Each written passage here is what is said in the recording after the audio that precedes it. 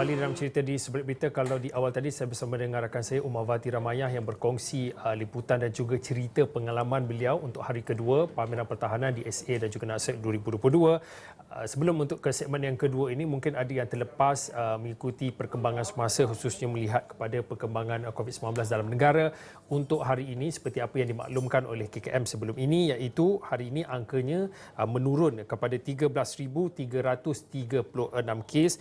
Ini dipetik daripada apa yang disebutkan oleh Ketua Pengarah Kesihatan Tan Sri Dr. Norisha Abdullah, yang mana kes positif COVID-19 turun di bawah 15,000 apabila sebanyak 13,336 kes dicatatkan pada Isnin, menjadikan kumulatif kes negara ini sebanyak 4,152,203 kes setakat semalam.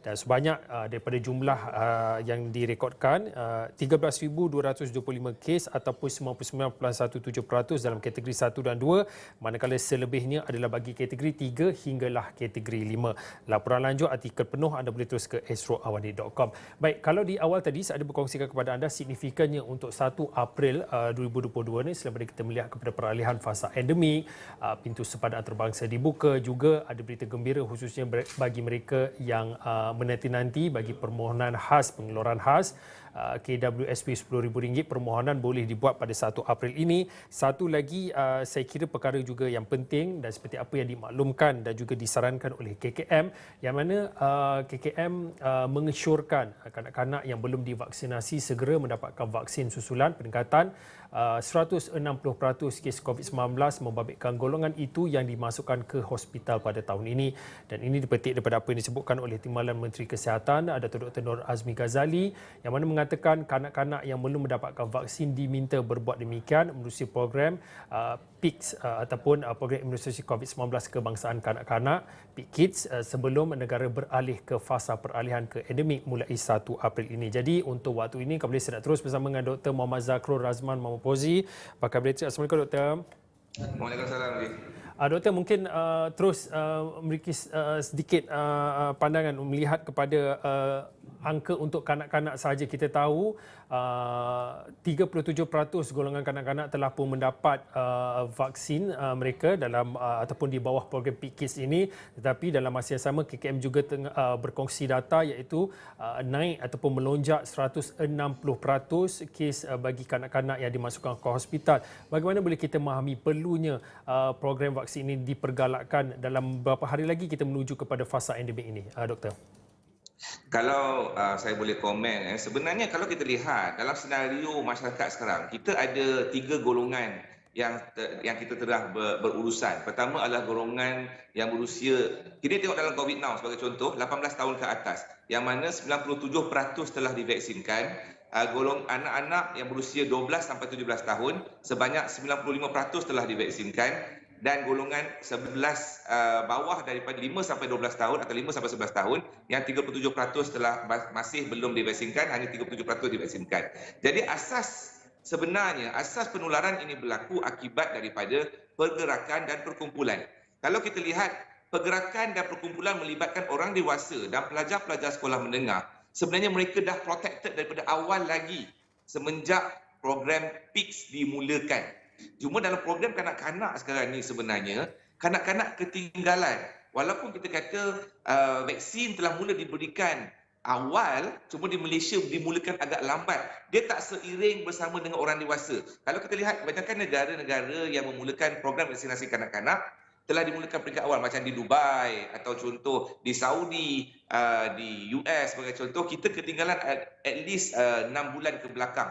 Jadi masa kenaikan kes yang banyak, kanak-kanak tidak bersekolah dan kanak-kanak berada di rumah. Sekarang ini apabila sektor dibuka dan pelajar-pelajar sekolah telah dibuka tanpa penggiliran dengan penggiliran, tapi telah berlaku pencampuran melibatkan mereka, orang dewasa yang divaksinkan adalah membawa ke rumah, orang dewasa yang di rumah juga cikgu-cikgu sebagai contoh atau siapa yang berinteraksi dengan kanak-kanak terdedah dan membawa mereka ni ke rumah atau ke sekolah di mana kanak-kanak ni terdedah pada jangkitan. Jadi itulah menyebabkan kadar jangkitan daripada kanak-kanak meningkat 160%. Dia bukanlah satu perkara yang mengejutkan pun. Pasal memang kita dah jangka, kita sebagai pediatrik, pakar kanak-kanak dah jangka benda ini akan berlaku. Pasal melibatkan pergerakan dan penularan. Asas jangkitan itu adalah dua itu yang menyebabkan dia menjadi tak terkawal bila melibatkan kanak-kanak.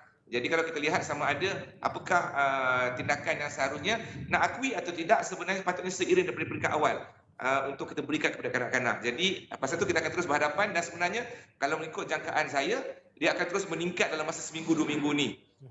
Pasal sekolah baru bermula seminggu, di minggu kedua persekolahan, dan kita akan lihat numbers ataupun kadar kenaikan melibatkan kanak-kanak itu sangat-sangat tinggi.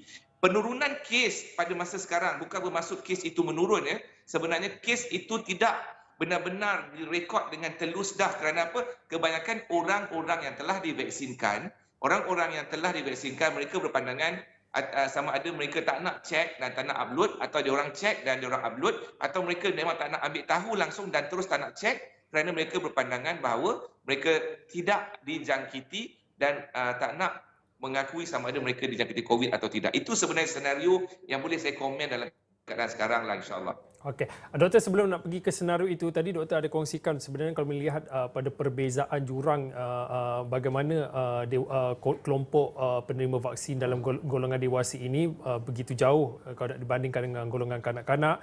Mungkin pada waktu ini kita nak bercakap, kita menuju kepada fasa endemik ini, mungkin pada waktu ini boleh dikongsikan apa lagi alasan yang digunakan oleh ibu bapa yang masih lagi enggan ataupun yang mungkin masih lagi keliru dalam memahami betapa pentingnya, betapa perlunya ambil segera vaksin ini, kerana doktor tadi pun ada katakan nanti bila dah 1 April ini banyak SOP dilonggarkan, pergerakan mobiliti, malah bulan Ramadan ini sudah tentu pergerakan itu lebih tinggi.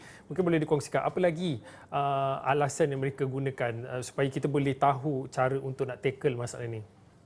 Dia ada 2 isu yang besar bila melibatkan vaksin pada kanak-kanak. Sebenarnya bila kita bagi vaksin kepada kanak-kanak, kebanyakan orang memahami bahawa data yang ditunjukkan kanak-kanak tidak mengalami komplikasi yang sedahsyat orang dewasa.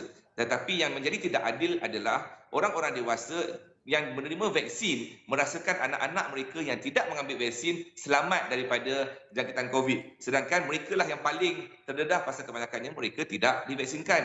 Tapi perkara yang kedua juga yang menyebabkan masalah ini timbul sebenarnya apabila banyak maklumat yang tidak telus ataupun tidak benar berlegar di sosial media, sama ada dipelopori oleh pihak-pihak tak bertanggungjawab. Maaf cakap, ada NGO yang agak besar, yang agak berpengaruh, membawa maklumat kepada masyarakat bahawa pesakit ini anak ni dicucuk vaksin ada masalah ni, orang ni dicucuk vaksin ada masalah ni. Setiap individu yang di-highlight itu tidak mendapat jawapan. Jadi sebenarnya dekat sini saya nak katakan bahawa kita kena berubah untuk menyampaikan maklumat yang betul. Kita nak atau tidak, kita kena sampaikan maklumat kepada masyarakat. Kepentingan vaksin, side effect vaksin. Kita tak boleh bertindak macam zaman 80-an. Apa yang Kementerian Kesihatan cakap, rakyat kena terima. Apa yang doktor cakap, rakyat kena terima. Kena ikut. Tak boleh. Ni zaman moden, zaman is either benda yang palsu menjadi benar, benda yang benar dia jadi palsu. Nak atau tidak, semua pihak, especially daripada pihak Kementerian Kesihatan, guru-guru, doktor-doktor yang mempunyai pemahaman yang lebih jelas untuk menyampaikan kepada masyarakat. Tidak cukup dengan kempen YB Menteri Kesihatan atau Timbalan Menteri Kesihatan atau DG dengan press conference untuk menyatakan keadaan sebenar. Pasal realiti masyarakat kita, kebanyakannya saya boleh cakap, kebanyakannya pesakit yang datang jumpa saya tak nak ambil vaksin pasal takut. Ketakutan itu menjadi satu igawan kerana dalam sosial media tertera anak ini cocok sakit jantung, anak ni dia tak tahu benda yang betul. Dia tak tahu, tapi cerita dongeng di luar sana menyebabkan mereka ini mendapat maklumat yang mereka tak boleh disahkan. Jadi ketakutan itu berdasarkan benda yang tak jelas. Sama juga apabila tindakan kerajaan. Saya berpandangan bila tindakan kerajaan membenarkan Sinovac sebagai second option, vaksin kedua kepada kanak-kanak, adalah satu tindakan yang wajar, tetapi lebih baik diawalkan sebenarnya, so that pilihan itu lebih luas kepada rakyat Malaysia. Yang sebenarnya yang menolak vaksin ini, dia bukan dia menolak kerana dia menolak, pasal kalau kita lihat 97% orang dewasa divaksinkan, 95% remaja divaksinkan. So kita tak boleh kata mereka menolak kerana ketakutan. Alasan mereka adalah takut anak kecil lagi doktor, takut anak mungkin ada mengalami masalah lain doktor, dan tidak ada pihak yang mahu betul-betul bertanggungjawab untuk melihat anak mereka ini, adakah mereka ada sakit, betulkah mereka perlukan vaksin, atau sekiranya apa-apa berlaku kepada mereka ini, apakah yang harus dilakukan. Ini melibatkan kanak-kanak. Jadi ketakutan itu valid, sah untuk kita utarakanlah. Ini pandangan saya. Jadi alasan yang sebenarnya tak menjadi tak nak ambil vaksin, kebanyakannya ketakutan yang tak pasti. Ketakutan yang tak pasti bercakap mengenai kesan sampingan jangka masa pendek, kesan sampingan jangka masa sementara ataupun sederhana, dan kesan sampingan jangka masa panjang. Dan semua ini walaupun kita ulas berulang-ulang kali berdasarkan pihak yang berautoriti, tetapi social media melangkaui sampai jauh ke hadapan dalam memburuk-burukkan agenda ini. Jadi nak atau tidak, lebih proaktiflah untuk menyampaikan maklumat-maklumat ini. Mereka hanya perlukan, ibu bapa perlukan, saya rasa, jaminan ataupun dia nak orang cakap anak awak perlu ambil vaksin kerana 1, 2, 3 sebab, dan perlu dinyatakan kami doktor-doktor yang memberi betul-betul bertanggungjawab dalam memberikan vaksin ini. Ini yang pada pandangan saya, inilah sebenarnya realiti yang berlaku, dan tak boleh kita menyalahkan ibu bapa menolak vaksin atas apa-apa sebab lain, kerana 97% mengambil vaksin dan 95% mengambil vaksin untuk remaja. Doktor tadi ada memberi sedikit senario ataupun gambaran kalau melihat kepada angka 160% naik itu tidak memberanjatkan, malah doktor juga ada meramalkan angka ataupun peratusan untuk kanak-kanak masuk ke hospital adalah akan lebih tinggi dalam tempoh beberapa hari akan datang ataupun minggu akan datang ini. Mungkin pada waktu ini juga boleh dikongsikan, tadi juga dikongsikan berkaitan dengan ibu bapa ataupun penjaga ini lebih takut ataupun mereka keengganan untuk membawa anak-anak untuk mendapatkan vaksin adalah mereka lebih percaya pada perkara yang mereka tidak pasti ataupun tidak tahu. Mungkin pada waktu ini, saya ada lebih kurang dalam 2-3 minit akhir ini, apa akan jadi bagi kanak-kanak yang tidak divaksin dalam tempoh ataupun dalam fasa endemik ini, Doktor? Dalam kes COVID Omicron especially dalam masa sekarang ini, sebenarnya kebanyakan kanak-kanak memang mengalami demam panas. Isu mereka, katakan 100 kanak-kanak dijangkiti oleh Omicron, sebenarnya sebilangan kecil mengalami komplikasi. Kurang daripada 1% sebenarnya mengalami komplikasi. Tetapi komplikasi yang mereka alami itu sangat-sangat dahsyat.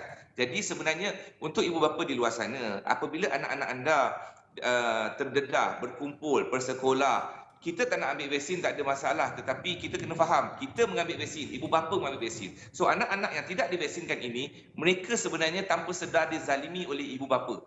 Dizalimi oleh ibu bapa kerana apa? Ibu bapa vaksin. Ibu bapa mengambil vaksin, atuk nenek ambil vaksin kerana anak ini tidak diambil vaksin. Kerana takut pada benda yang tak pasti. Jadi nak atau tidak, saya seru kepada semua kerana apabila anak-anak ni demam akibat oleh COVID, pasal dalam kita kata kalau dalam rumah ada 10 orang, sebagai contoh, setiap 2 orang anak tak divaksinkan, sekiranya anak ini dijangkiti, anak ini mengalami terdedah kepada komplikasi COVID itu sendiri. Walaupun risiko dia rendah, dia tetap mengalami komplikasi.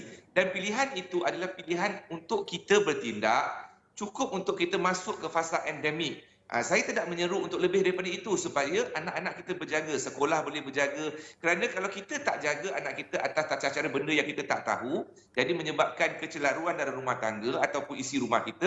Jadi komplikasi itu bukan sekadar anak demam, serangan akibat daripada komplikasi long COVID ataupun disebabkan oleh misi. Jadi banyak benda yang boleh menyebabkan implikasi yang lebih berat kepada anak-anak ini, persekolahan mereka dan juga gaya hidup mereka nanti. Jadi saya mohon kepada semua ibu bapa, jumpa kepada doktor-doktor anda untuk mendapatkan vaksin. Dapatkan kepada doktor yang anda percaya sekiranya anda tak percaya pada orang lain.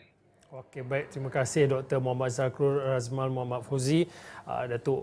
Dr. Zakrul adalah pakar pediatrik yang mana berkongsi pandangan melihat kepada apa yang dimaklumkan oleh KKM yang mana kes melonjak naik 160%, yang mana melibatkan kanak-kanak dimasukkan ke hospital, dan KKM juga mengesyorkan untuk golongan kanak-kanak ini segera mendapatkan vaksin sebelum 1 April. Baik, sekiranya itu saja untuk waktu ini cerita di Sebelum Berita. Saya Fauzin, kita jumpa lagi.